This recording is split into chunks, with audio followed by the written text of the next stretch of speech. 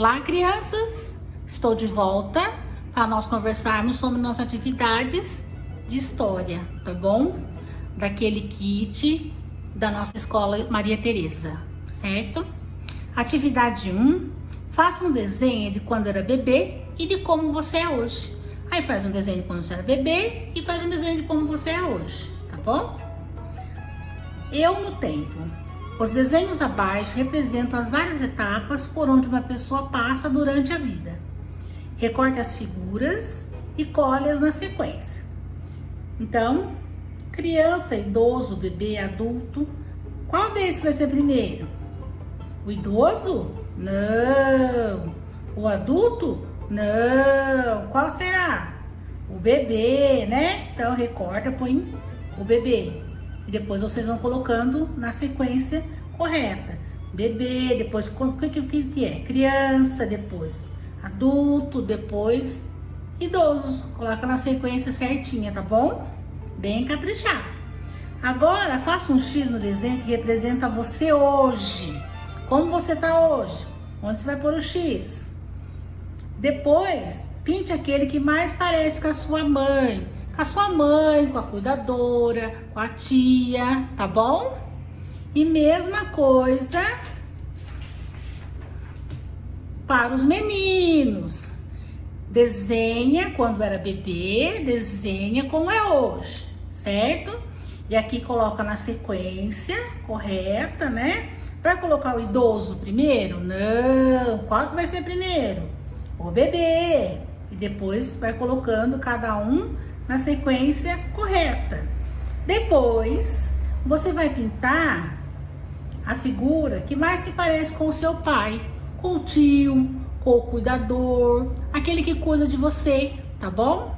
Se vocês tiverem algumas dúvidas, embaixo dessas atividades, eu vou deixar as páginas do livro para vocês darem uma olhadinha, para vocês consultarem, tá bom? Mas essas atividades estão bem facinhas, né? Certo? Agora nós vamos conversar sobre a história e o tempo, como a gente mede o tempo, os instrumentos que nós temos para medir o tempo, tá bom? Tem uma curiosidade aqui falando sobre o primeiro instrumento que mediu o tempo. Se vocês tiverem alguma curiosidade sobre isso, procura lá na internet também, tá bom? Vamos lá! O tempo pode ser medido de diversas maneiras. O dia é dividido em horas, as horas em minutos e os minutos em segundos. O relógio serve para marcar essas medidas. O relógio é utilizado para medidor de tempo desde a antiguidade. Em vários formatos, é uma das mais antigas invenções humanas. Podemos medir o tempo também usando anos, meses, semanas ou dias. Para marcar essas medidas, usamos o calendário. A clepsidra, ou relógio de água, foi um dos primeiros sistemas criados pelo homem para medir o tempo.